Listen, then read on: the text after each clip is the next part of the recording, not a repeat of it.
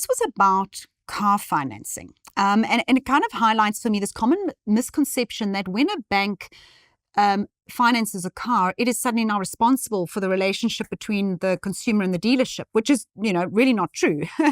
They just simply give the financing. What you've agreed with the dealer, and if the dealer sells you a dud car, that's your problem. I actually often have complaints by people saying, "Oh, my car broke down within 6 months. I had to write it off. I couldn't drive it again, and I want the bank to repay me." But no, that's got nothing to do with the bank. The bank simply financed 100%. the car. It's between you and the dealer. Mm-hmm. So in this case, the customer was upset because they discovered that the agreed final purchase price was higher than what the dealer had said to him verbally. So he said something verbally, and when it came to financing the car, he hadn't read the documents that were sent through to him, to the customer, and he simply sent it to the bank. Mm-hmm.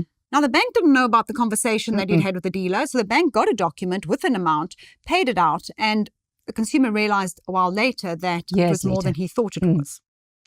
So I think that case illustrates some very important points to remember. That in that scenario, and we also get a lot of those complaints, there's two agreements. There's the sale agreement that's existing between you and the dealership, and there's a finance agreement containing the rights and obligations between you and the bank. So in that scenario, the customer failing to read the document and be sure that what he agreed verbally with the dealership was what was contained in the finance agreement, where he was negligent. So in that instance, the bank cannot be held liable. The bank received a document.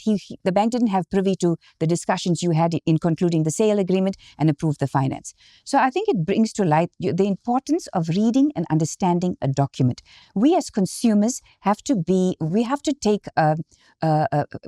these things seriously. And in terms of getting into and concluding contracts, it is our obligation to ensure that that document contains what we agreed to and what we want.